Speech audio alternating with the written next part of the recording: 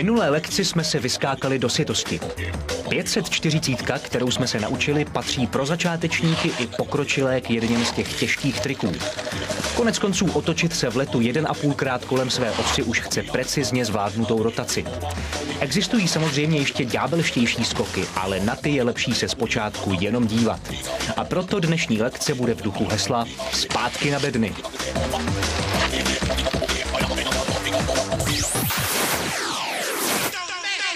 Nezbytnou součástí snowboardové výbavy jsou samozřejmě brejle, které jsou důležité jak pro ochranu našich očí, tak pro zpříjemnění pocitu a viditelnosti při ježdění. Těch parametrů u brejlí není tolik, ale jsou důležité.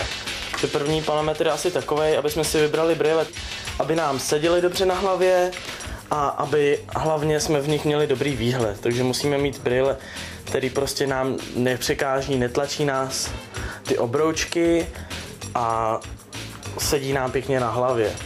Dalším parametrem jsou určitě věci, jako jsou větrání, aby se nám to sklo nemlžilo, když se potíme. Takže většinou by to mělo mít krytý větrání, ale ne zas moc třeba tlustý, aby se prostě to sklo nepotilo a nemlžilo se zevnitř. Na většině brejlích se dají vyměňovat skla. Celkem jednoduše, akorát se otevře vlastně ta schránka, vloží se tam jiný sklo, který máme vlastně k tomu a zase zamkne. Důležitou věcí při výběru brejlí je i to, když už jezdíme s helmou a chráníme tu hlavu, je mít brejle takový, aby nám seděly s helmou, aby nám tam nepřekážely, aby nebyly ty obroučky moc velký, aby nám to přesně sedělo do helmy tak, jak potřebujeme. Takže je spousta lidí, kteří nosí i dioptrické brejle, proto je dobrý, aby si vybírali brejle k tomu uspůsobený, tedy aby měli dost prostoru v těch obroučkách pro ty brejle dioptrické. Spousta rukavic má takovouhle vychytávku.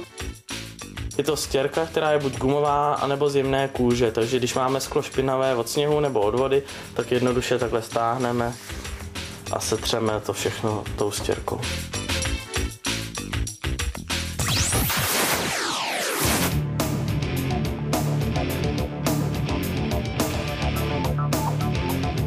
Základy jibbingu, čili jednoduché překonávání překážek, už máme za sebou.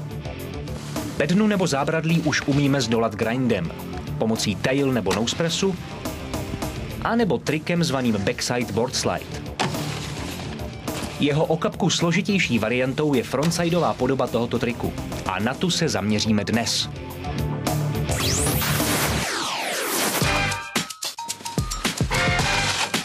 Takže jak na fróňo, jak se frontside board slideu také říká? Na překážku naskočíme pomocí olí, v podstatě dáváme backside 90 a po bedně nebo railu jedeme pospátku.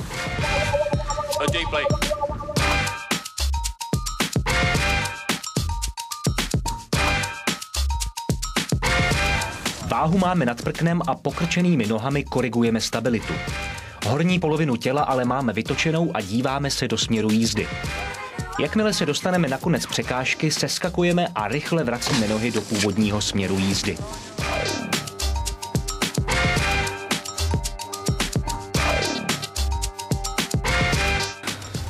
Takže základem tohoto triku fróňa je vychytat si pořádný olí, aby jsme na bednu dolítli bez problému. Ze sjezdovky máme vyzkoušeno otočení prkna o 90 stupňů, takže vyskakujeme lehký olí, otáčíme prkno do fróňa, tělo proti směru, koukáme se po směru. Když vidíme, že se blíží konec bedny, vracíme všechno zpátky, dopadáme do pokrčených kolenou. To vše. Musíte si dávat pozor na to, abyste správně vrátili prkno do té pozice jízdy, protože když to nevrátí, se vám zasekne zadní hrana. To rozhodně není nic příjemného. A jezdit po ploše, důležité je i jet po ploše bedny, po ploše prkna, protože zase je tu možnost, že by se vám mohla zakousnout hrana prkna do bedny a následný pád by nemusel být příjemný.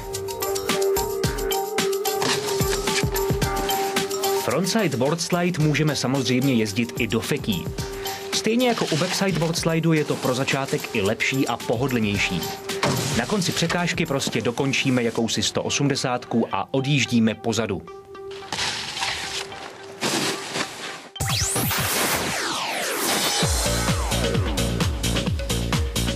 Hlavní kouzlo jibbingu ale nespočívá v jednotlivých tricích, ale hlavně v jejich kombinaci, kterou pak uplatníte nejenom ve snowparku, ale v podstatě kdekoliv.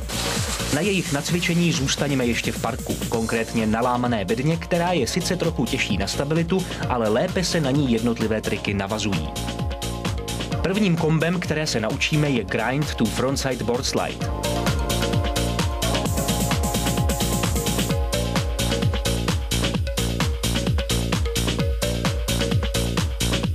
Trik začneme stejně, jako kdybychom chtěli dát samostatný grind.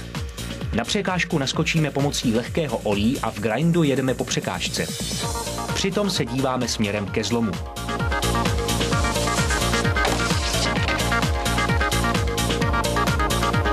Na něm se nadlehčíme a spodní část těla otočíme o 90 stupňů. A pozor, na skosené části bedny musíme přizpůsobit sklon těla, abychom byli kolmo na skluznou plochu, jinak nám prkno buď podklouzne, anebo se zasekne. V každém případě ani jedna z těchto variant by pro nás nebyla moc příjemná. Na konci překážky vracíme snowboard opět do směru jízdy a doskakujeme na sjezdovku. V dnešním díle školy snowboardingu si ukážeme, jak se dělá slide. Vybereme si překážku, přiměřené svému umění, přichystáme se a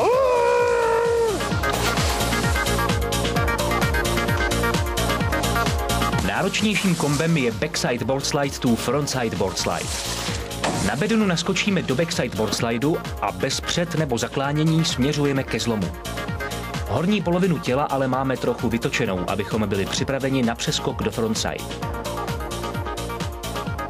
Nad zlomem se nadlehčíme a přejdeme do frontside board slideu. Opět pozor, nezaklánět se, nehranit a hlavně se přizpůsobit novému sklonu překážky. Na jejím konci se za pomoci horní poloviny těla opět srovnáme do směru jízdy a odskakujeme pryč. Oněch různých kombinací, které lze na sebe navázat, existuje nepřeberné množství. Některé je lepší dělat na rovné bedně, některé na lámané a některé na duze. Samostatnou královskou disciplínou jsou pak street raily, které už hodně zkušení borci dávají přímo v ulicích. Ovšem začínat s jibbingem na městských překážkách není pro začátečníka cesta do síně slávy, ale většinou do nemocnice. pojď, pojď, pojď!